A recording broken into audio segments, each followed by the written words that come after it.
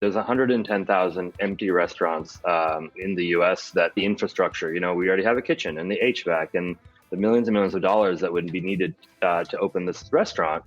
And what we're seeing is that entrepreneurs like restaurateurs like myself or groups who are expanding, they can open into new spaces and they don't need nearly as much money because really all you have to do is kind of repaint and maybe change the tables, right? And InKind's happy to provide that funding.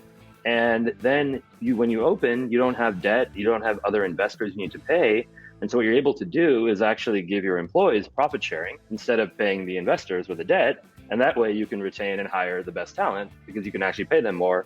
And really that money, you would have to have given to a bank or to an investor anyway. You might as well give it to your employees, which are really critical, obviously, in this time for the restaurant industry.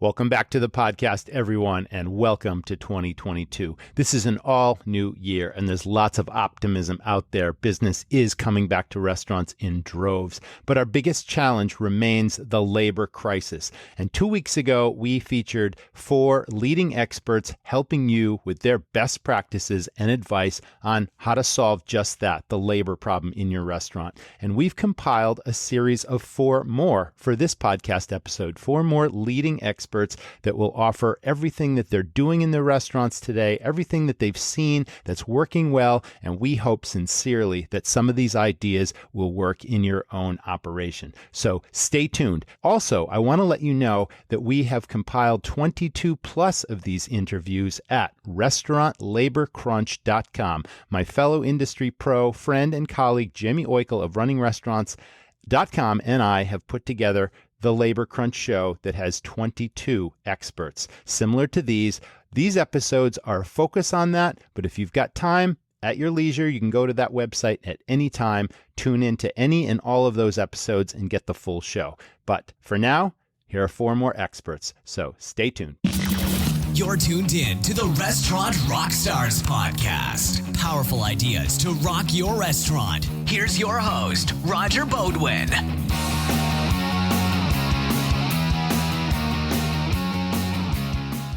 I have to tell you about Bear Robotics, a Silicon Valley startup that's revolutionizing the standard of superior restaurant service. So we all know the headaches that come with running a restaurant. Our servers are constantly dashing for drinks, bussing tables, running food, and running themselves ragged. Factor in the recent labor shortage and skeleton crew dynamics, and it's enough to drive any staff mad. Well, Bear Robotics is here to fix this with Servy, a restaurant robot that takes care of all those repetitive tasks while allowing your staff to focus on the finer points of outstanding service and real human interactions. Yep, the personal touch. This all leads to happier customers, higher ratings, and greater employee retention. Listen, Rockstars, these robots are able to map and navigate your entire restaurant, even with multiple models in use. And they're also the only restaurant robots that are NSF certified for health compliance. Now, all those repetitive tasks like running food, bussing tables, and delivering drinks, Servy handles it, and you can lease one for as little as $3 per hour. Visit bearrobotics.ai/restaurant rockstars to get started today. This changes everything. Rockstars, let me tell you about 7 Shifts. 7 Shifts is a modern labor management platform designed for restaurateurs by restaurateurs. Effective labor management is more important than ever to maximize profit and success, especially now as restaurants begin to reopen and expand their teams. Trusted by over 500,000 restaurant professionals, 7 Shifts gives you the tools you need to simplify scheduling, easily manage time and attendance, communicate with your team, and retain your talent. Best of all, 7 Shifts integrates with the POS and payroll systems you already use and trust, turning your team into a competitive advantage to your business. Right now, Restaurant Rockstars listeners can get 3 months absolutely free. Get started now at 7shifts.com/restaurant rockstars. That's the number 7, SHIFTS.com/restaurant rockstars to get 3 months of industry-leading labor management for free. Now, on with the episode. Welcome back, everyone. This is Cracking the Restaurant Labor Crunch. With me today, Chef Joshua Carther, and he's with Water's Edge at the Hyatt Lodge in beautiful Chicagoland. Welcome to the show, Chef Joshua. Thank you very much. Glad to be here again, Roger. Really appreciate the invite. Now, you were on our podcast a couple weeks back, and we got into the depths of running a multiple location operation, food and beverage, and the challenges of labor a little bit there. But specifically, you have expertise as a chef. You seem like you've been really great in motivating your people, keeping your good people happy, finding new people, all that sort of thing. But it really begins with, restaurants struggling, having enough staff to cook the food and having to shut down certain days and hours and cut back simply because we don't have the people to serve the customer and to obviously, not only meet their expectations, but give them really great experiences. So what I would like to hear is any advice or opportunities that you see to sort of simplify a menu, because now we can't have extensive long menus because of the prep time, because of the people it requires, the time it requires to prep. Like, what advice can you give restaurants in order to simplify their menus and to, handle that situation? Well, yeah. And I mean, when we started off, we had a very limited menu, like I'm sure everybody else is doing. And then just from guest feedback, people want more, but, at the end of the day, we can't be something for everybody. So what we do is we look at opportunities that we can, and we have done, to add a few additional items to the menu, and we see how it goes. We definitely don't want to overload the staff. So we just introduce maybe a few items and we get them used to that. And then maybe we'll add a few more items. But definitely one thing that's been key is whatever we do add on menu items is that the ingredients can be cross-utilized. Thank you. The benefit that we have being in a hotel is that we can also cross-utilize ingredients that we also use in our banquet kitchen. But regardless, if it's the banquet kitchen or just the line itself, all of our ingredients don't just go into one component. We cross-utilize everything so that way it makes sense. I'm really glad you brought that up because a long time ago, 20 plus years ago, I started my first restaurant. I literally had no restaurant experience. And one of the simplest but most important lessons I learned was don't bring in an item if it's just going to go on one menu item. Don't bring an ingredient in unless it can be used in multiple places. And, there's still restaurants that I see or that I work with that haven't learned that lesson, and they wonder why they've got a waste and a theft and a spoilage problem, and why their profits aren't where they should be. Because again, everything that they're bringing in isn't maximizing profit on what they're selling. And, so that makes perfect sense. Thanks so much for bringing that up. Now let's talk about simplifying an existing menu, not necessarily making changes, but taking a good hard look at the menu as it exists today. What would you say that the steps would be to decide, okay, is it a product mix report to see what's super popular and what's selling, but then you also have to balance that out with what it takes to actually prepare it and the labor required, and is it really as profitable as it looks? Do we raise prices on that? Do we drop it entirely? We have cash cows, we have dogs, we have all these different things on menus when we first put a menu together. But what I'm trying to get is, how do we make that menu the most efficient it can be to go through this labor challenge, and also to make sure what we're selling is profitable? Well, yeah. So like you mentioned, with a sales report, or as we call them, abstracts, what we do is we just get those reports to see what sells good. Mm-hmm. But then this is where I really value a strong relationship with our front of the house team, because we got to make sure that we have respect and trust built really strong. So that way the wait staff, the front of the house manager feels very confident to not just give us the report, but also to have conversations around it to say, these are what the numbers say, but this is also what guests are saying on the front of the house side. As we're serving them, the guests are saying that they would like to see this done differently, or they felt that this chicken entree that we have is very good, but they felt the pricing might have been high. Yes. So we just we want to make sure that relationship is there, so they feel comfortable addressing those things. And it's really important to address it with myself and my team, because we create the atmosphere, or we foster the atmosphere that way they can come to us without feeling that we're going to lash out in return, that way we're open to that constructive feedback. So that's definitely the key component. And then, like you mentioned, that from that initial report and feedback, we look at, okay, if there's a certain menu item that maybe is a dog, do we just cast it off together, or do we tweak it? Because maybe it is a Thank really you. good cost breakdown where Yep. it could be very good for us. So we look at tweaking a few things there. Maybe the sauce is something that needs to be changed, or maybe it's just the way that type of, let's say it's a steak. Is it the steak, the quality of the meat that's there that people just aren't really liking? So if it's something that is very cost effective for us, but people don't really like it, then there's no point in having it. So we just look at all those different things there to make the adjustments. And then, I had a conversation recently with some other chefs, and one thing that they've also looked at is buying things that are pre-cut. And some of the chefs mentioned that they would never in their years look at buying pre-cut stuff, but those are things that we have to balance out. And if we can buy a few pre-cut items, and maybe we can make our sauces in-house and balance the quality there, or even just the cost, those are things that we're always looking at. That's another good point you're making. Let's talk about steak, for example, or other pre-cut items. We know that if we're buying something pre-cut, the ounces and the cut is absolutely consistent.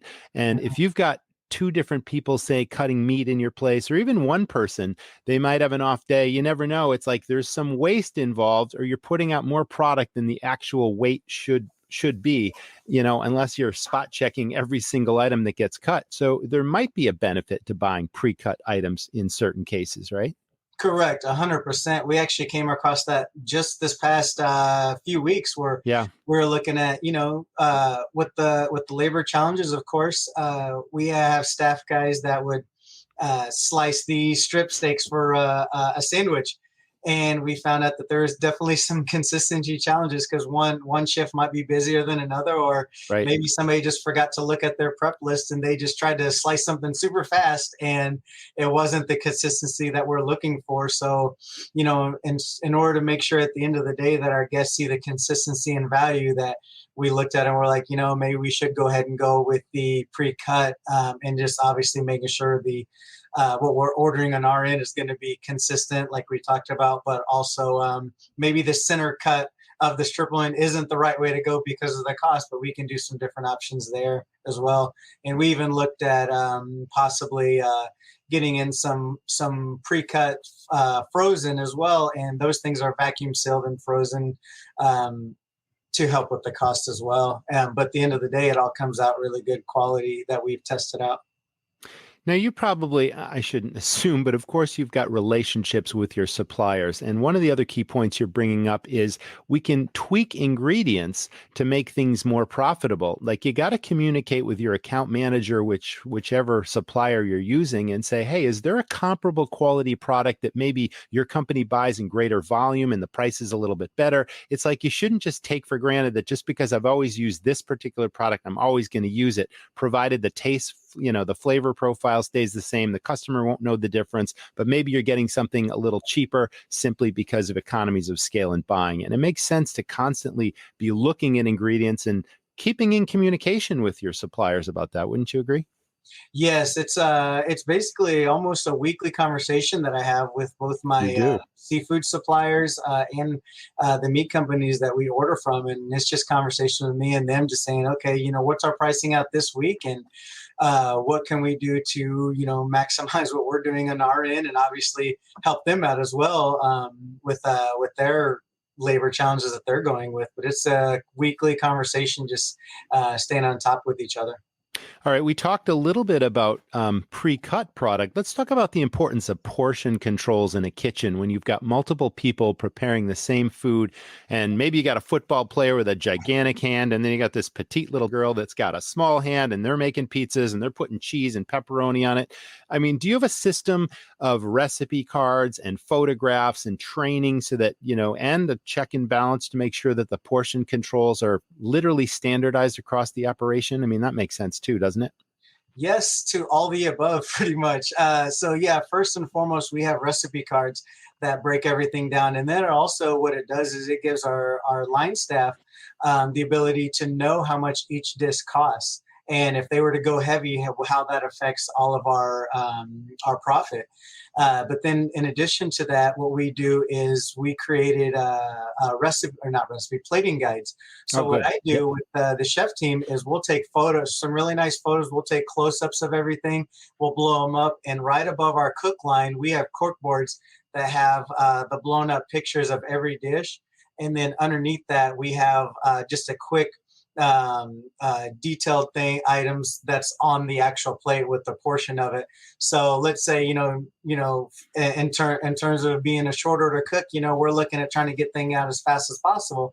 You don't have time to flip through a recipe book to make sure you're having the right portion, but it's super fast for you to just glance up at these boards that we have at the top of the line and see the blown up pictures, the big wording for what actually goes on each plate and how much portion is on there. So that helps out tremendously to make sure the consistency is there. And, for anybody that's not well trained on the line, anybody can jump online and offer support and just take a glance at those photos. That makes perfect sense.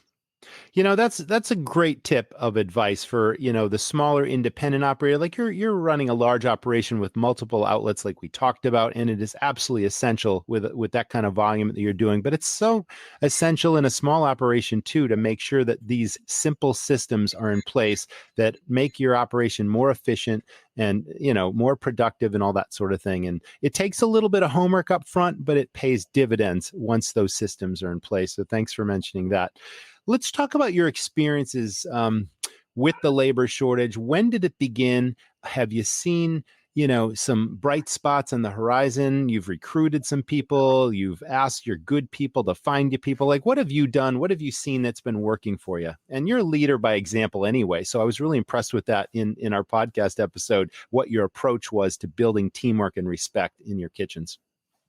Well, labor for us had been a challenge. We're in the suburbs of Chicago, and your biggest labor pool is always going to go down to the city. So we had always had somewhat of a challenge, definitely not to where it is now. So let's say pre-COVID, one thing we had adopted was people coming in from other countries on J1 training visas. They would come in and they would learn the training for a full year, the ins and outs of the kitchen, and teach them purchasing. And it was a really good program that we had done prior to COVID that helped out with the labor. So when we actually get to that point again where, life can go on with everybody without the fear of all the virus stuff, I would highly recommend that for any operation to look into J1 visa programs. It was tremendous because you'll get people that actually care about what they're doing. And then now, now that we're coming in after COVID and trying to survive, it's just, it's definitely a challenge, but it's anybody that we have come into the operation, we just tell them, we're very upfront for the workload that we're all dealing with. So that way they're not blindsided and they don't get overwhelmed from day one. We just work alongside everybody to make sure that they feel supported and whatever they bring to the table is valued. And, even this past weekend, we were getting into an opportunity because we use a lot of staffing agencies to help with a lot of our dish room. And we had a lot of our temp agency guys just didn't come in, or they let something came up and they had to leave early, and the remainder of our dish crew, you could see the fatigue in their eyes, and they're like, we lost 4 people on a busy weekend. So I looked around at my culinary team and I'm like, hey guys, I think we should jump in and work with them. I'm going to jump in at this point. And, as you guys are finishing up the evening, anything that you guys can do is going to be appreciated. And every one of my culinarians, as well as a brand new cook that we had join the team, I want to say it's his 3rd day. He looked at one of the other cooks. He goes, is Chef for real? We jumped in the dish room? And another cook looked and said, just look at Chef, man. He's jumping in there, whatever he's doing. We just pretty much offer some support too. And it actually goes by really fast. And we all had a good time. We were breaking things down. We offered the dish crew some support. And we actually got done with the workload that we had. And I would say about an hour and a half, maybe 2 hours tops. And if we didn't do that, it would have taken our dish guys well into 2, 3, 4 in the morning just to try to do that. But we were actually able to get them out at 12:30. We didn't stay till 12:30 ourselves, but we were all able to get out at 11:30. But that was huge. And I got a few text messages from the dish guys themselves later on in the evening, or early morning and even into Sunday afternoon. They said, hey, we really appreciate that. That helped everything go by. So it's just little examples like that of us being able to just support one another. And again, from any leader, if you're not scared to jump in there, people will see that and they will follow suit. Yeah, and you're going to get, you'll be able to call in favors down the road because they're going to remember that. And then when you need them to rise to a certain challenge, it's like they know that you are that type of leader. You've built that respect. You've built that teamwork. You're not too important to jump in and help out, and you care. And that pays huge dividends. So I'm really glad you brought that up. Any last minute advice for operators that if they're still standing, they've been beaten up really badly over the past year and a half or so, they're still dealing with this labor crunch, but it's like, what can you do to reignite their passion, to re-inspire them? What got them into this business in the first place, and to just dig deep and keep going? What would you say to them? We actually looked at something like that the other day where a few of the cooks and I, what I did was, we don't see a light at the end of the tunnel for this current year, right? It's just trying to survive the year. Yep, but one thing that came out that was really cool was one of my cooks, he came to me and he said, hey, chef, can you teach me how to make a sauce? So I looked at his prep list and I'm like, yeah, let's go ahead and make a few sauces. So I just sat right there with him and just seeing the delight in his eyes of learning something new that he wasn't necessarily doing every day. He really took pride in that. And then he was sharing with the rest of the team over the course of the weekend saying, hey, this is what I learned how to make. And not only did that give a new excitement in his eyes for, trying to survive this grind that we're going through, it gave him a little bit more excitement and passion. But it also just me as a leader, it kind of, his excitement was my excitement because I was able to, see what that did with him. And I'm like, man, I was like, it's challenging enough. But when I saw that with him, I'm like, that's why we do what we do. We make good food. We make quality food. But at the end of the day, we also work alongside people that we're teaching we're coaching, we're trying to mentor them into having that same passion we do. And to see that excitement really gave me added excitement as a leader to continue that on and look for other opportunities that, yeah, it's long days, it's grueling days, but is there moments that I can show somebody, maybe take a minute, maybe add another half hour to my day, but spend something with them that can really create another drive in their passion, which again, like Beautiful. You mentioned, it might have taken a half hour out of my day, but that's something that I won't have to teach him in the future. And with his own excitement, he's going to turn around and try to teach somebody he's working with saying, chef told me this. Well, that's paying it forward, Chef, and that is true leadership. So I certainly appreciate you joining us and offering your expertise, your advice, best practices, and all of that. So thanks for tuning in to Cracking the Restaurant Labor Crunch. Please check out all the other videos because we're here to help you through this thing. We're all in this together. Thanks for tuning in. Thanks, Chef. I appreciate your being with us. Thank you very much.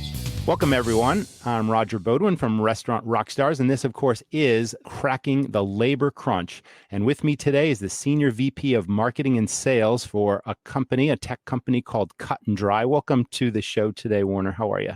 Thank you very much, Roger. Happy to be here.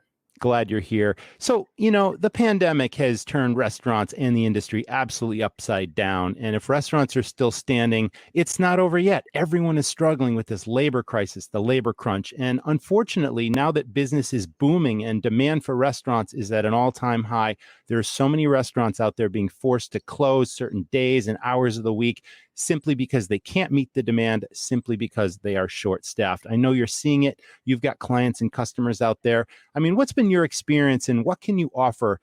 Best advice, best practices, anything you're seeing, hearing, or practicing yourself that'll help operators through the crisis?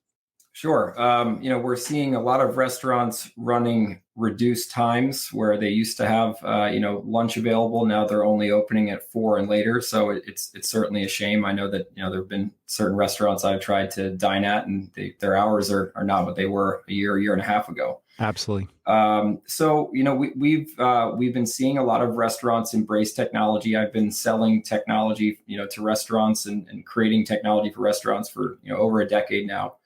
And it's great to see that I'll say that this has kind of forced, a decade of digital transformation over the past year and a half. So I just think in embracing different types of technology in general is a way that restaurants should be trying to kind of future-proof their business, whether that is working with online ordering companies and making sure that you have a very streamlined pickup and delivery process. I know there's, it's a little bit of a double-edged sword because a lot of those delivery platforms do take a hefty fee, but there are some solutions out there that are more cost-effective than others. I've also seen some interesting business models appear. In my town, I live in Westfield, New Jersey, outside of the New York metro area.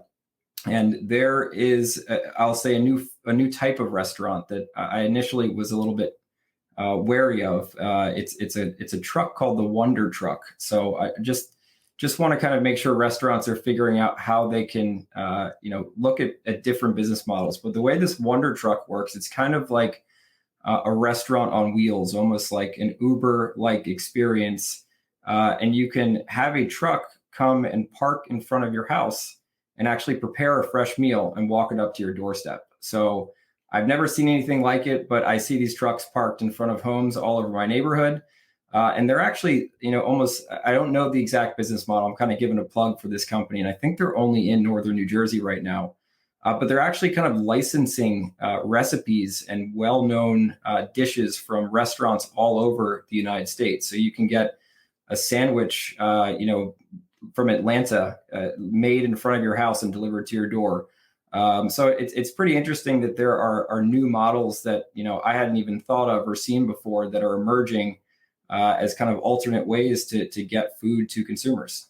That's very interesting. It's almost like a hybrid model because so many restaurants do have their own food trucks that they take the show on the road to specific events and parades and, sporting events and local community events and that sort of thing. But, some restaurants could be forced to kind of close the doors to their existing bricks and mortar locations simply because it requires too much staffing and take a show on the road and pare things down, pare down a menu, use a food truck or a trailer and figure out, be really creative and resourceful. Okay, where is there lots of business all the time that I can take this truck to? It is definitely an emerging trend. I appreciate you bringing that to our attention. Of course. Yeah, it's kind of like a ghost kitchen on wheels. So, and that's another model that I think a lot of restaurants are looking at, not having to deal with, obviously, the high cost of rent and still figuring out a way to make food and, again, get it to consumers, whether that's in their home or at their office. Yeah, that's absolutely true. I mean, unfortunately, this pandemic has seen, landlords really losing out on rents for so long. And now we're seeing that landlords are actually increasing rents now that business is back and booming in the restaurant business, which is unfortunate because the margins in this business are already so slim that, it's a double-edged sword. Restaurants are being forced to pay higher wages now to attract new staff, bonuses, incentives, all sorts of things that, are not sustainable unless you can increase sales, increase profits in a restaurant on top of rising food costs, on top of rising rent costs. I mean, the business is just squeezing the owner operator more and more every day. So these are definitely interesting ideas. Let's talk a little bit about Cut and Dry, because I know that not only is it a platform that makes the ordering process more efficient, but I really love the cash back feature, the cash flow, the ability to use credit cards. Tell us all about the platform and how you see this fitting the labor crunch we're talking about and all the features. Yeah. So we are, I would say we're very well positioned for a labor crunch. We provide a solution to not having as much staff or trying to do more with your existing staff. I think it's kind of important to just look at how the vast majority of restaurants are ordering, paying bills, accessing trade rebates, if that at all really happens. So we'll kind of start with the old school analog ordering and receiving process. Most restaurants, when I ran a restaurant 20 years ago, it was the same way. But chefs and kitchen staff are walking around with a paper clipboard with an order guide they've printed out. They obviously don't have really their order history available to them, what their par levels are. They might have to manually write those in, what their last order quantity was. But they're going around, they're doing individual kind of inventory to restock. And then once they have their orders prepped, they then need to use a single-use application or log into a wholesale e-commerce ordering platform that typically only works for one or two of the large suppliers. Then they have to draft an email and send an order into their sales rep or pick up the phone or send a text message. We still see a lot of suppliers accepting faxes. So that entire process, a lot of restaurants don't really understand how time consuming that is and how painful it is for the kitchen staff that's doing that multiple times per week. And then once that order actually is delivered, you're back to kind of messy clipboards of stacks of invoices, handwritten notes, and then all that needs to get physically handed over to your accounting team.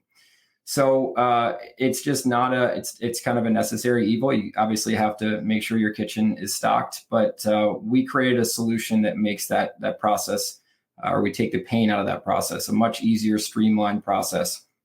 So what you described was completely inefficient, and it takes, whether it's a chef or a kitchen manager or even a line cook that's doing this. I mean, we're talking, depending on the size of the restaurant, it could take a significant amount of time to go through this process. But still, you're not comparing suppliers, that sort of thing. You're not ordering from multiple suppliers generally, or if you are, it's even taking a longer amount of time. Am I right? Right. We're not right now. We're not really kind of focused on comparing prices. We're not trying to create the kayak for food. So we're not really out there trying to find the best price for a product. Obviously, you can do that right now by comparing invoices. So we only allow you to add the distributors. But to step back, the value, kind of core value of our platform is one single app that kind of replaces all those different order entry methods. So as long as you're a current customer of a distributor, you can add your distributor, whether that's a large national broadliner, a regional meat, seafood, produce, or specialty supplier. If it's someone that is selling fresh truffles, from a truck, just a couple of guys, doesn't really matter. You can put that into the application. So what you end up with is digital order guides with par levels, your last order date and quantity. And it's all in the palm of your hand. So you can start an order on your phone, in the walk-in or in the freezer, just walking around your dry storage. You can pick that order up on an iPad later in the day. You could submit the order on a desktop. We are kind of platform agnostic. And then it's as simple as just pushing a button, and then it pushes those orders to all of your distributors. It saves incredible amount of time.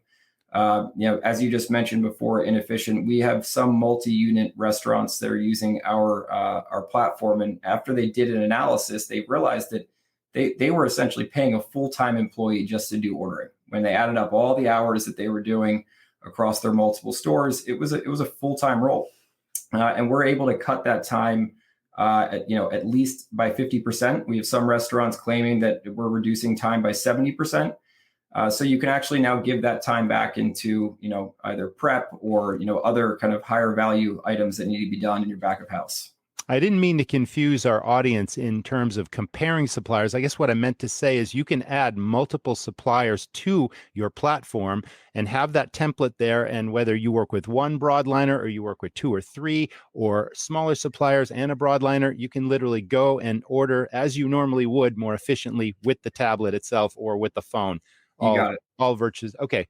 All via that app. Now, that is incredible in terms of how much time that would save. Let's talk about the return process and the check-in process, because this app also allows you to quickly check things in when the delivery is actually on your doorstep. Is that right? That's right. And this is a great feature for owners and managers, as well as the people checking in the order. As we know that, a lot of times management or owners are not on site at 4 or 5 or 6 o'clock in the morning when the deliveries are being received.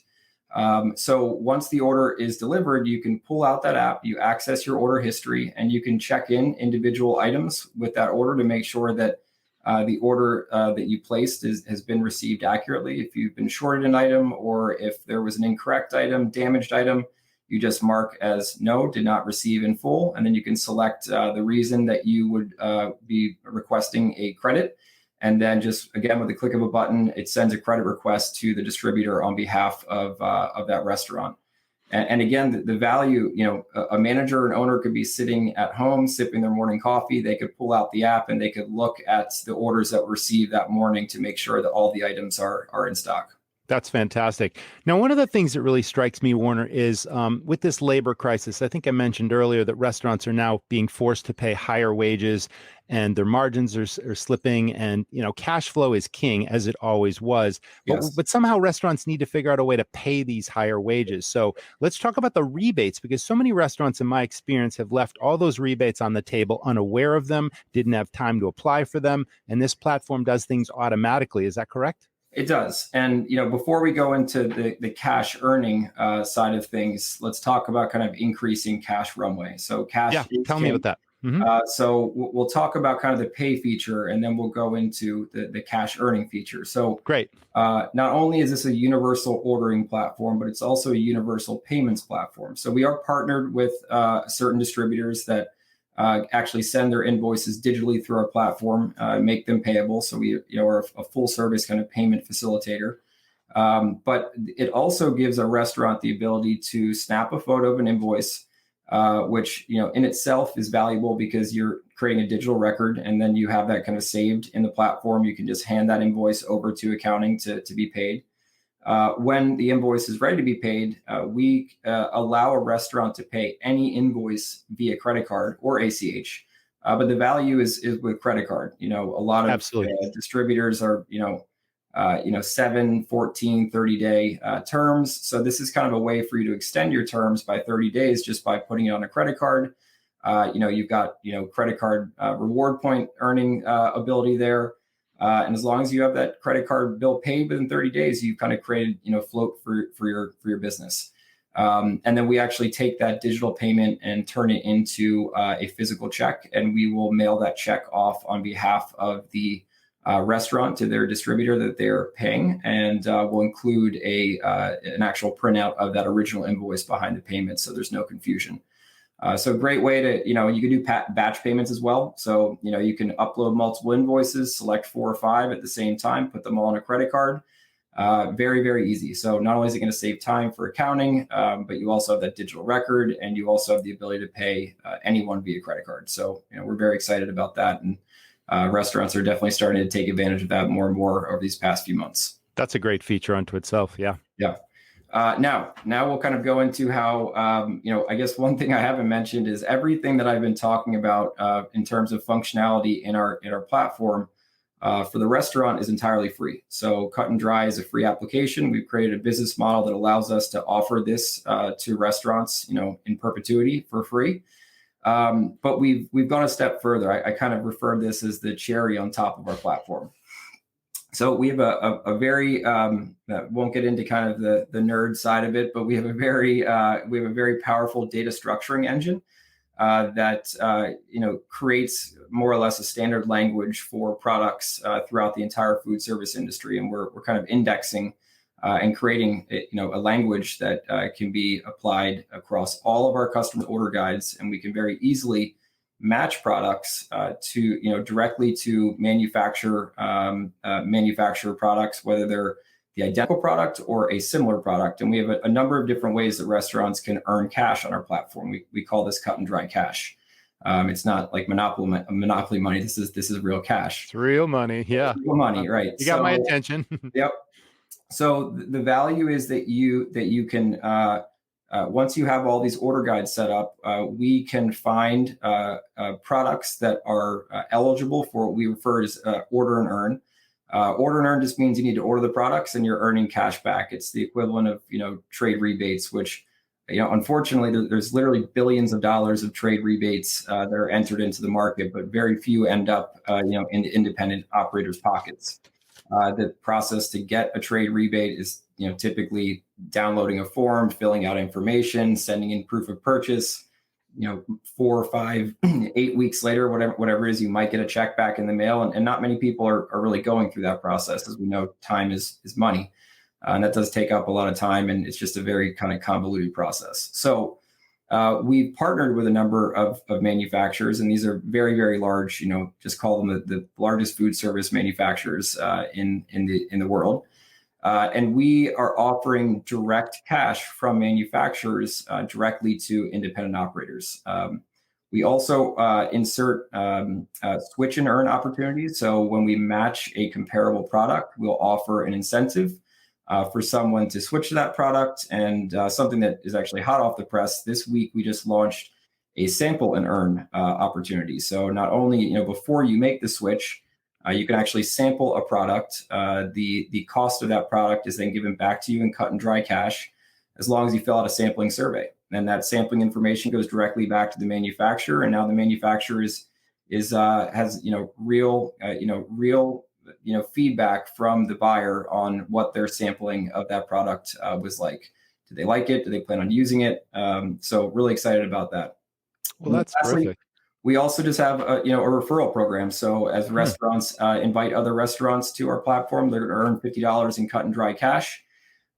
This cash can be withdrawn, so you can use that for employee bonuses, or take the team out for an offsite. Get them out of the restaurant and do some sort of team building activity. I think that's one thing that I worked in restaurants. People are always kind of having their late night drinks, but get them out of the restaurant. Take them to a baseball game, football game, or whatever it may be, and just have that extra cash kind of in your pocket to do some team building activities. But we're really excited about that. Besides withdrawing and actually using it for things like that, you could also actually apply that to cover. There is a service charge for paying credit cards. There's credit card processing fees obviously involved in it. So if a restaurant does choose to pay any invoice via credit card, there's a 3% service charge that we apply to that. But if you have any amount in your cut and dry cash kind of digital wallet, you can apply those funds very similar to Amazon rewards points or credit card rewards points, where you can just deduct those from your balance. So all of a sudden, you have a $1,000 invoice, $30 service charge. If you've got $50 sitting in your cut and dry cash wallet, you can just deduct from there to cover the credit card. So now you have a 0% credit card payment and 30 days afloat. Well, that's fantastic. So we talked about saving labor, increasing efficiency, speeding up the process of ordering, using all your existing suppliers, adding suppliers, easy check-in on this app. And then we talked about improving cash flow, cut and dry cash, which provides you cash back. We talked about referrals that give you cash back. Wow, there's so many benefits here that are so relevant to this labor crunch. Warner, that's fantastic. What's your website URL so the audience can find you? Cut and dry, spelled out CUTANDDRY.com. Restaurants can literally create an account in seconds. All they have to do is add their distributors that they're ordering from, and we will create an order guide for you within 1 to 24 hours, depending on whether you're just uploading an invoice that needs to be turned into an order guide, or whether we have an integration with a distributor. But really excited to hopefully get some more restaurants using this labor and time-saving platform. Well, I did hear the word free. There's no cost or charge to the restaurant to use this app. So why wouldn't you go check this out? It sounds fantastic. And again, you're solving multiple problems here in the labor crisis. Thank you, Warner Siebert from Cut and Dry, for being a great guest today. Thanks for having me. Welcome to Cracking the Restaurant Labor Crunch. Glad to have you back. So this is all about the pandemic and the crazy times we're going through. And the biggest challenges restaurants are facing are, of course, the labor crisis. So with me today, Mr. Ken McGarrie from Korgen Hospitality. He is also the author of a book called The Surprise Restaurant Manager. Welcome to the show today, Ken. Glad to have you with us. Thanks, Roger. I appreciate being back. Really, really appreciate the invite. Well, absolutely. Now, you have a great story and how you first got into the restaurant business, and then you became what you call the surprise restaurant manager. So tell us a little bit about that. Sure. So the surprise restaurant manager is exactly that. It's when you are a server or a bartender or a host, and then somebody hands you the keys and says, do you mind locking up? And then next week it's, do you mind doing some scheduling and throwing out some drawers? And then next thing you know, you're an actual manager, but no one ever trained you. And it's something that I find nationwide in all the restaurants that I work with are people that were put in the position simply because they're great and fantastic and positive individuals, but they don't have the understanding of how to find staff, how to support staff, how to coach, how to deal with negative energy, how to deal with strong personalities, all the things that are really aspects of being a restaurant manager. And so I decided to write the book because I had the same conversations over and over again. And I'm here in Memphis at one of my restaurants, and I legitimately have a host that's here that is one of the most positive, absolutely fantastic people. And they made her into a manager, and she's had no training. And they just handed her keys and said, "Do you mind start opening?" And I'm like, "It's funny. I have a book for you." And so now I'm walking her through being a surprise restaurant manager, because a month So ago. that's a template, right? The book can literally be a template to help new, inexperienced managers become, really productive managers that, can rise up in an organization. It's really amazing how people can start off in this business in the dish pit or as hosts or bussers or whatever, and they can literally own restaurants someday just simply because, the upward mobility in this business. I have a similar story, in my flagship restaurant. I recognized, when my kids were really small, they went to a daycare, and their daycare provider was so personable and so caring and attentive to all the details, made all the parents feel really, just safe and secure that your kid's in good hands with this person. So I ended up making that person a part-time host. And years later, that person became general manager of my biggest restaurant. And after, 10 or so years working for me, to this day, that person is still the GM of this restaurant. So, it's amazing. It's a similar story. And that person became a surprise manager, from a host. And all of a sudden, wow, you've got the talent, you're doing great. And now you're a manager. And this situation is happening all the time in restaurants across the country where, people are quitting. We're looking for good people. We need, we can't work 100 hours a week, even though we have to. So we definitely need to lean on people that just show some promise. And, you're a prime example of that, Ken. So, and I appreciate that. I'm reminded of obviously the challenge that we have all experienced right now with the labor shortage.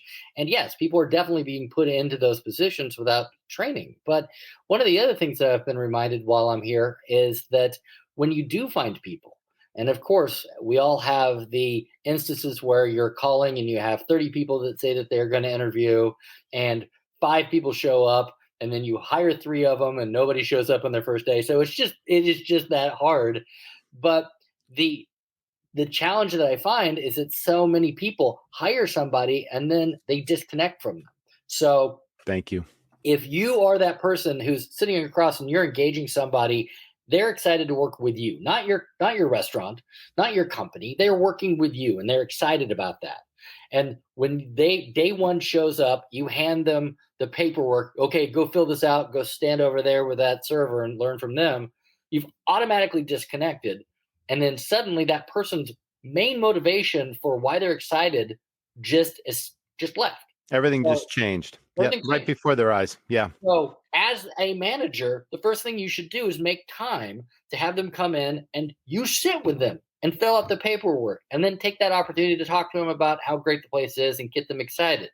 And if you are going to put them with a lead trainer, a lead server, whomever, then you're still going to check in with them at the end of every day and say, hey, make sure at the end of the day that we sit down and talk, because I want to touch base with you.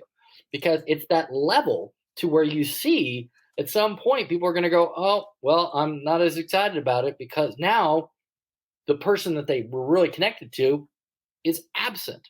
Disengagement. That's terrible. And that must happen all the time. It really does. And it because managers are being pulled in 1,000 different directions. Sure. And as you know, yes, 15-hour days are unfortunately the standard. So you might not think that you have the time to sit down for half an hour and have everyone fill out their paperwork, but the absence in doing so means that you're going to spend 10 times that to place more ads, to interview more people.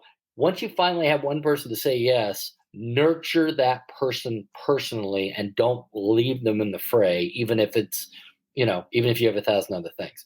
I love that word, nurture. You're absolutely right. It's about nurturing people, developing their skills, recognizing their talents, recognizing and rewarding their performance, and not just, bringing them on board and then see you later. You're someone else's responsibility now. I totally agree with that philosophy. And that's, that's all part of leading by example too. You're treating people the way you would expect to be treated. It's about teamwork and respect in any organization. And then I also spend in almost every single interview that I do, I spend at least 5 minutes trying to talk them out of taking the role. whether it's a manager or a server or what, I will try to talk you out of it, because that's so interesting. There's no logic in being the person. I remember being a young bartender and working at a hotel, and the manager said with me, "Is like, you know what? One day somebody came in and just put $100 bill in my tip out. You know, you never know what you can make. You can make," and of course, all these promises, and then you show up and you make like $7, and you're like, well, because people will do this to try to get you in. I will tell them about all the challenges. Hey, you know what? Sometimes people don't show up and you're going to have to do twice as much. Sometimes doubles last all the way through here and you're going to get, a limited amount of time for a break. Sometimes there are going to be all these challenges. I don't want you to walk in and think everything's going to be perfect. But that's why we need you, because you are going to help us. And that's why we appreciate you. And that's where that conversation becomes, thank you coming on board and helping us with our challenges, instead of, oh, we have it all figured out and it's all super great, because it's not. And you should let them know at the very beginning so that they don't hit that wall and go, no, and then leave. Yeah, I mean, you recognize something, some magic in a person, and you realize, yes, I see potential in you, but it's a real fine line before the confidence kicks in, before the productivity and the performance kicks in, and there's a learning curve. And it's a real delicate balance as being an owner and giving somebody that kind of responsibility, but it kind of goes with it. It's like, give them the chance to fail and work with them and hold their hand. And like you said, nurture and develop that ultimate performance, and you'll be rewarded for that time you put in, I'm sure. Without question. So let's talk about the book, Ken.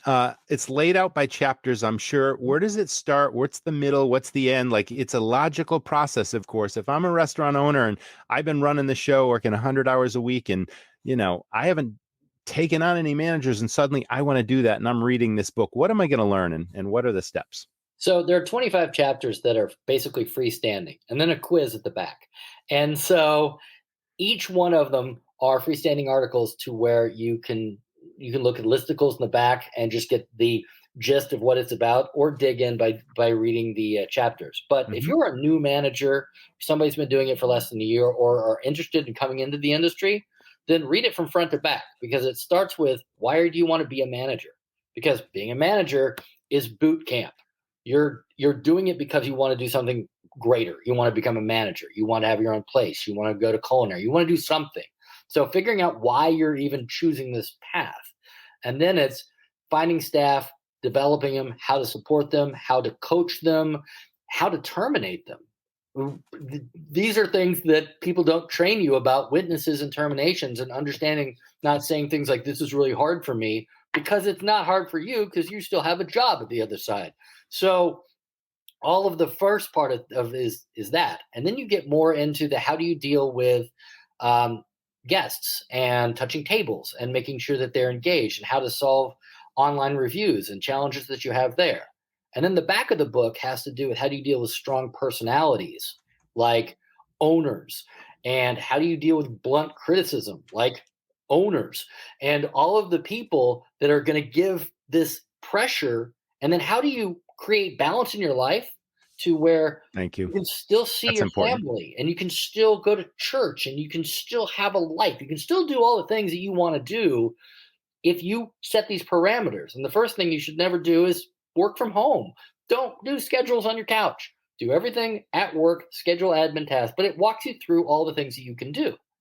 So if you're a new manager, then I say read it from front to back. But if you've been doing it for a while, read it from back to front, because the things in the back about balance and understanding how to move to the next level are going to resonate with you.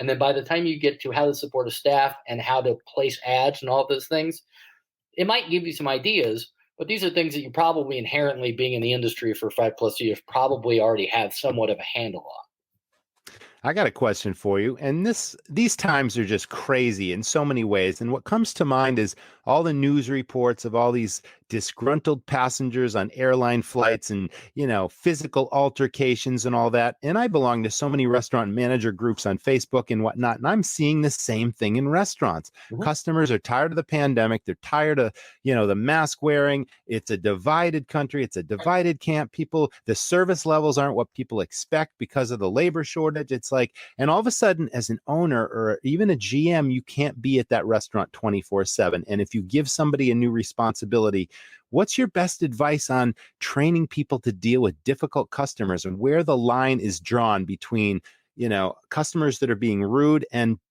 delivering hospitality, being courteous to people and not being taken advantage of and not letting a disgruntled customer ruin someone else's experience within earshot? Like, that's one of the biggest challenges right now as well. Without question. And you're right. People came out of the pandemic crazy, like legitimately, like they had been They got the gloves in a on. cell, and they just went out, drank harder, ate harder, expected more. The level of entitlement has become really, really hard. And for the bar concepts I'm associated with, it's even twice as hard. It's really, really tough. Now, when you get to dealing with people that are having these reactions, of course, if it's abusive, then there's no tolerance. I'll just walk over and say, there's no tab, there's nothing, just get out of my restaurant. Right. But Yep. if it's somebody who's legit, the one that always surprises me, and I just had it happen 2 days ago here, was somebody who felt that we purposefully over-prepared their steak. That we targeted them and we didn't prepare them properly. Did it on purpose, yeah. We're like, everybody else take it. Why is it me? And you have to. I call it in the book taking 2 steps back, because if you meet aggression with regular aggression, then somebody gets upset. Then it's very easy for you to just have a response to whatever they're saying. But what they're saying isn't really, I'm really upset about my steak. What they're saying is, I'm disappointed. And I'm disappointed because of price point or because of what I thought it was going to be. They have a level of disappointment. But because they're internalizing it and making it so personal, you have to take a second step back and understand, why are they disappointed? Well, the reality is that they probably feel in life that they are targeted for things to happen to them. They feel like the whole world is against them. They feel like everything is really hard for them specifically. And we all know those people. We all know those people who are Eeyores from Winnie the Pooh, to where everything is really bad in their world. Those people, you're right, they're just downers. They're just and so when you look at somebody who's raging, and your response is you take 2 steps back, then you realize the only response that you have is compassion and pity. And at that point, now you're not absorbing negativity. You're not worried about this person freaking out about their steak. You're just like, oh, it's okay. We didn't, we're going to get you taken care of. Because in the back of your mind, you're like, how sad that this person actually lives in this level of aggression about an overcooked steak. So that sort of aspect. And then the masks. Honestly, the masks have become such a massively politicized thing. For sure. Where I'm in Tennessee right now. Yeah. Half the people wear masks. Half the people refuse to wear masks and will tell you that the government cannot tell them what to wear. And we, as restaurants, wear masks because we have to by Shelby County. And we try our best to get people to wear it. But if they don't, I don't want my servers and bartenders to become bouncers. I don't, and I'm done with it.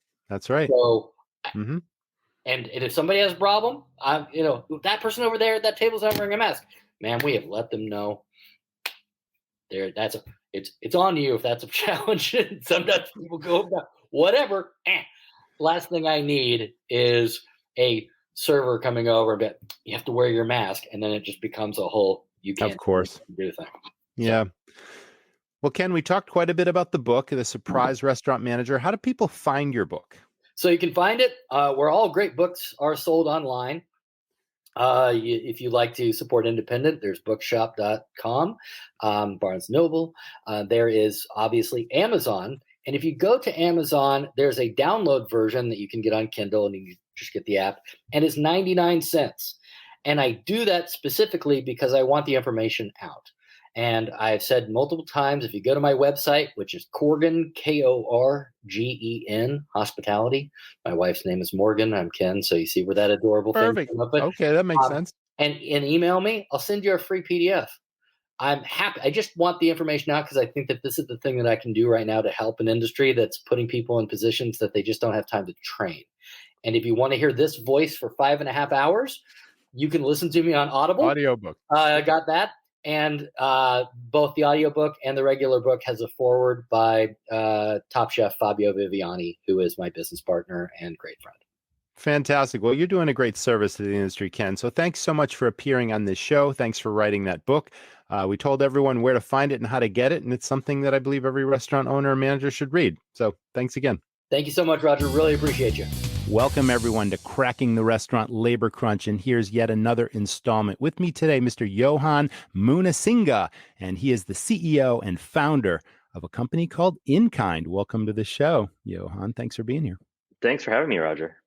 So before we get into what InKind is all about, and I think you've got a really unique solution to paying for all the increased wages and incentives and bonuses that employees now in a traditionally, lower paying industry are now facing with. That's a great solution. We're going to get all into that.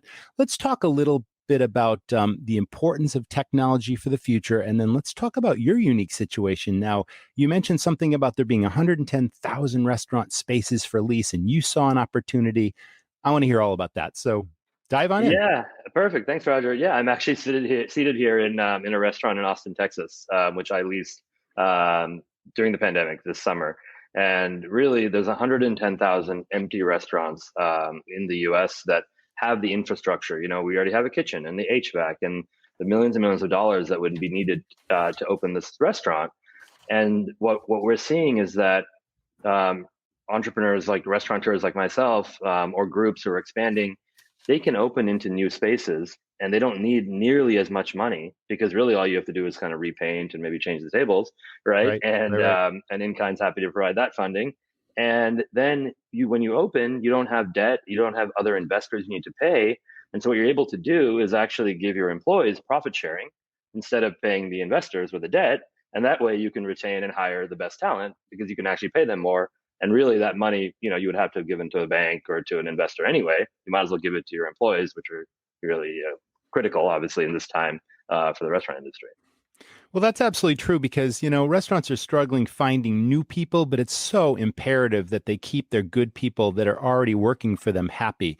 And of course, we talked about, the importance of raising wages and coming up with unique incentives and bonuses for, not only managers, but line employees as well. If they come up with good ideas, if they're really productive, if they're somehow adding to the positive, productivity of a restaurant or the bottom line, it's like my restaurant's always incentivized managers and line staff for coming up with great ideas that either save money, new profit centers, all that sort of thing. So that's right in line with what you just said. Yeah, and Roger, on that note, we have a really great restaurant group, Michael Mina restaurant group that we work with, and he was telling me, Chef Mina was telling me, one of their strategies is it's really hard to hire a line cook today, but it's not as hard to hire a career sous chef, somebody who wants to really make this their career. And so what he does is in any new cities or any cities that he's in, he wants to make sure he has at least 3 different restaurants in that city because he can take sous chefs and train them in different cuisines, which is important to them, and ultimately employees need to be paid well, and it's a hard industry. But really, if you think about it, it's not just the money that drives, restaurant employees, it's their career. They want to do something. They want to be working somewhere where they're learning and they're enjoying being there. Right. And I think that's the opportunity today that COVID, was obviously terrible for the industry and horrific. I think the opportunity that exists now is that restaurants can open into new spaces in that way that we just talked about, where they don't have to have as much investment to do it. And then that also allows them to have their staff, move into more management positions, let's say, because if you're opening a new restaurant, maybe you take a bartender from your current restaurant and make him a bar manager at the new restaurant, right? And you start to create kind of career opportunities for your restaurant workers, which ultimately is what I think the industry needs. Right, is career workers and not just people who come in for a job. It absolutely does. And, you're bringing up an interesting point because leading by example is so, so important. in the past, it was okay well, I shouldn't say it was okay, but it was commonplace for a restaurant manager to delegate. And there's a difference between delegating and empowering. Anybody can tell somebody what to do, and that doesn't necessarily build teamwork or respect. But if you can, recognize talent in someone and give them opportunities to move up and even give them the chance to fail, but just trust in their good judgment, ultimately you're going to come out on top. And then recognize and reward those people for their achievements. That is empowering. And that is leading by example and not being a figurehead in the back office, not being too important to do any restaurant task if it's important.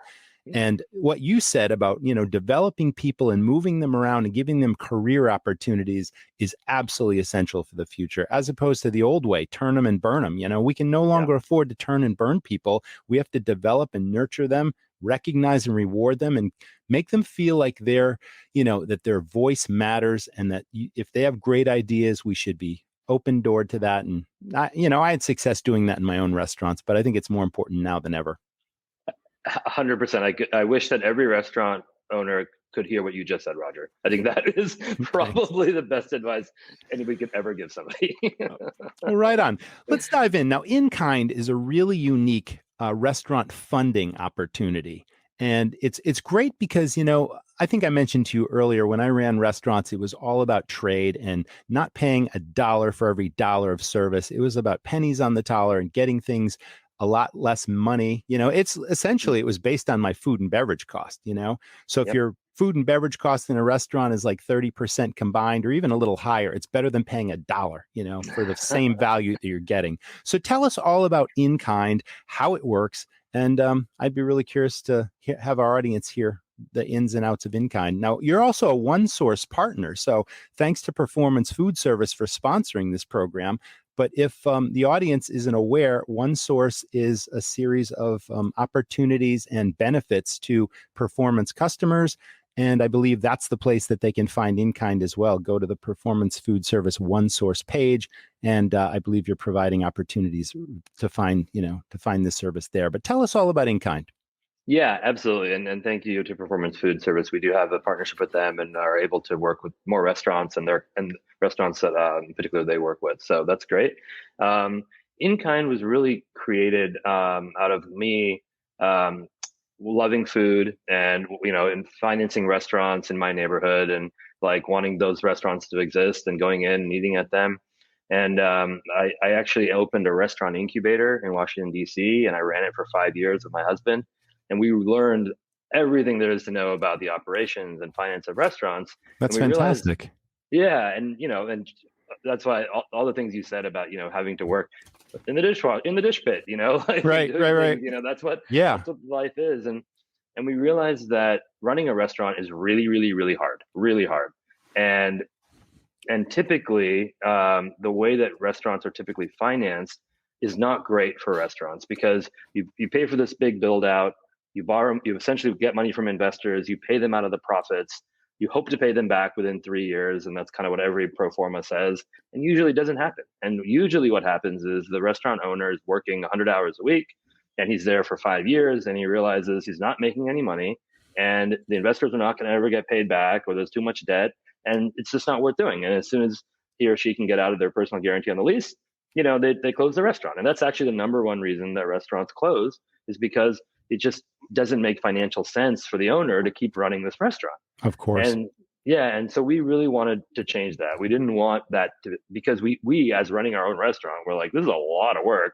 It doesn't really make sense for us to just be working in order to try to pay back investors, and so we did the exact same realization that you had, Roger, or because you're a restaurateur, is food cost. If you come into my restaurant, I would definitely give you a glass of wine, on me, and you would value it at $12, and I would know it cost me $3. And so we had a friend who wanted some funding to open a restaurant in DC, and I said, you know what? Instead of me becoming a partner or giving you money that you have to pay me back, let me just buy a lot of food and beverage credit from you in advance. You can use the money to go and open, and then I'm going to sell that credit to people, people around DC that I know. I sold it in high dollar amounts so that, maybe I tell a customer, hey, if you prepay $1,000, I'll give you $1,200 in credit to eat at that restaurant. And the customer was like, oh, awesome. I'm getting a $300 bonus. And what ended up happening is the customers, bought all this credit, and then they were incredible customers of the restaurant. They would go in, they would spend 80% more than other customers in the restaurant because they have so much credit. They're like, oh, I might as well get the extra bottle of wine, or I might as well get the cocktails, and then they would come in more often because you're thinking, oh, where should I go to dinner tonight? Oh, well, I have $1,200 in credit to the restaurant. I'm going to go there. Right. And we started to basically send in great customers to restaurants. And we thought, wow, this is a really interesting model. The restaurateur, 3 years later, only actually 70% of the credit that we even sold was used, because sometimes with gift cards people don't use them, and the breakage factor. I was going to ask you about that. Right. Yeah. So he did the math, and he was like, wow, this probably cost me 20%, actual 20 cents on the dollar versus the investment. And we have like pretty strong feelings around this. Like running our own restaurant, I know that cash is scarce. There's a lot of bills to pay. There's a lot of expenses. And if somebody's financing me and taking out of my credit card sales, that's the cash not coming to me. Or if I have to pay a bank at the end of the month or whatever, that's cash that's costing me a lot. So for us, we were like, this is a good form of financing because it doesn't ever take cash from the restaurant. And then now through the pandemic, what we're finding is that since the restaurants that work with us we're not taking cash from them, they can use that cash to pay their employees more, right? And so their employees are staying. So it all ties in, kind of together. Is there a maximum limit of how much a restaurant can be funded on this and in exchange for the trade you're talking about? Yeah, usually it depends on the group, but as a sort of general number, it's usually 4 to 5% of their annual revenue. Mm-hmm. We work with big restaurant groups and independent operators. So we work with people like Danny Meyer, Union Square Hospitality, and Jose Andres and Michael Mina, Bluestone Lane, a great coffee shop. We also work with hundreds of independent restaurants. And so we really look at each individual restaurant, because ultimately what we care about is, how is their food? How is their hospitality? Because will people buy these credits when we buy the food from the restaurant, the food and beverage credit? Of course. And so, we look at, we have a hospitality index, basically a score that we assign based on how good the food is and how good the hospitality is, because then we know, okay, we can sell $200,000 or $500,000 worth of credit to people because they're going to want to go into this restaurant. I also see this as a loyalty tool, because once a customer has expended their credits, they've become a huge raving fan of that restaurant more than likely. So they're not only going to keep going back there, but they're going to tell their friends, and it just kind of goes viral. I totally see the marketing aspect to this. Yeah, and we do things like if somebody is going into a restaurant and we call them house accounts. You buy a house account to a restaurant. Mm-hmm. We know that you like that restaurant. We know that you love going in there. So we might give you $25 or $50 out of our credit that in-kind bought to give to your friend to go into the restaurant, right? So now you're creating word of mouth marketing from your biggest advocates and fans, who love your restaurant. The other thing that we do, I think that we have a restaurant called Ravenous Pig in Winter Park, Florida. We funded. I think we've actually worked with them many, many times to buy their building, to expand to another location. They're a James Beard award-winning restaurant. And when you use in-kind as a customer, you can pay your bill with the credit, but you can't leave your tip with the credit, because then the restaurant owner would have to pay the server out of their pocket. That's right. So we have the credit card on the app that the customer uses, charges to their credit card the tip goes directly to the restaurant, and the restaurant pays the server with it. And at Ravenous Pig, the average in-kind house account holder tips 28%. And the reason is because the servers know that these are great customers, so they give them a better service experience. And because they're getting a better service experience, they're tipping more, which is meaning they're getting a better service experience, right? There's this great virtuous cycle that's created. And again, that helps the restaurant retain this great staff because they're getting good tips, and they're able to stay there. Wow, that's awesome. Let's talk about the app you just mentioned. Tell us about that. Yeah, my background is in technology. And so this is a technology-driven product. When you can open up the in-kind app, and we have tens of thousands of users on the in-kind app that have pre-spent thousands and thousands of dollars at restaurants. So they're really good customers. The customers are tipping 28%. They can open up the app. They can see all the restaurants in the in-kind network that are participating, where they can buy house accounts in. And it really does drive a lot of new customers into the restaurants. So we're really, really particular about who we work with because we only work with great restaurants, right? Because we want to make sure that the customers, when they go in, because they see the restaurant on the In-Kind app, that they're going to have a great experience. And so that's really our underwriting when we figure out who are we going to work with and how much are we going to fund them is really based on, are they, a great restaurant? Do people want to go there? And people in the In-Kind network, are they going to be happy when they go into this new restaurant and discover it through the network? For sure. Now let's talk about what's trackable through a point of sale system and what types of information we can glean from these people that have credits and all that, and how we can use that as a marketing tool as well. Yeah, Roger, one of the things that we really learned when we owned our own restaurant and ran it was just there's so much to do that you can't be an expert at everything, and so a restaurateur generally isn't an expert in digital marketing, right? That's right. Example, absolutely, yep. Or in software and integration. So what we do is we try to take on as much of that as we can and really help the restaurant. So for example, we integrate with the point of sale automatically with our app. So if you go into a restaurant and you order a margarita with certain tequila in it, and then you pay with the In-Kind app, we know that you, Roger, now like that tequila, or that you like tequila in general. So if the restaurant is doing an event, margarita night or something like that, we can actually reach out to you, Roger, in particular, and say, hey, we're doing this through the restaurant. And the restaurants can say, hey, we're doing a margarita night or a tequila tasting. Can you invite all of our people who've been here who like tequila, right? So we actually start to create profiles automatically of all of the guests, and we let the restaurants use those profiles to market and get those customers to come back in. Awesome. This is tremendous. Well, this has been a terrific show. I think you've offered us lots of solutions to this particular challenge. Thanks again, Johan, for being with us. He's with In-Kind, and to find him, what's your URL? Inkind.com. Inkind.com. Or if you're a Performance Foods customer, go right to the OneSource page, and all the information is right there. And we will see you in the next installment of Cracking the Restaurant Labor Crunch. Thanks again, Johan. Thanks so much, Roger. Big shout of thanks to our 4 guests this week for helping with this most pressing of all industry problems. We sincerely hope that you can use some of these ideas. Some of these are executable and actionable immediately. Some of the best practices spoken in this episode you can apply in your own operation to help you solve your own labor crisis. So stay tuned to that. And don't forget, we have a full show called Cracking the Restaurant Labor Crunch available at restaurantlaborcrunch.com. It will be available evergreen. You can tune into it at any time and listen to any and all of those interviews at your leisure. I'd like to give a big shout out of thanks to runningrestaurants.com, The Lease Coach, Up and Go, America's Best Restaurants, and of course, our diamond sponsor, Performance Foods, for bringing that show to you and making that possible. Big shout out of thanks for the sponsors of this episode, 7 Shifts and Bear Robotics. Labor is one of those critical numbers, that you need to stay on top of every single week. Knowing what your true labor cost is critical, in addition to your food and beverage costs. Those 3 combined are the biggest expenses your restaurant will have. Well, if you don't have that system dialed in your own restaurant, why not check out our Finances 101 course at restaurantrockstars.com. It is a complete finance tutorial to your restaurant's critical numbers. And again, we make it simple for you. It's basically for those people who are bad at math, just hate numbers in general.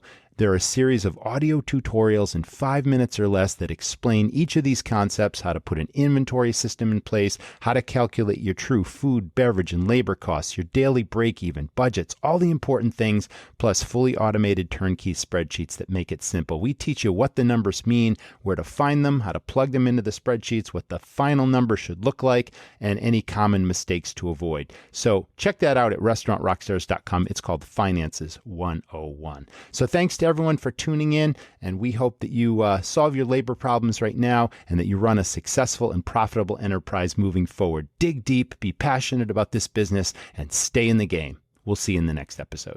People go to restaurants for lots of reasons. What the customer doesn't know is the thousands of details it takes to run a great restaurant.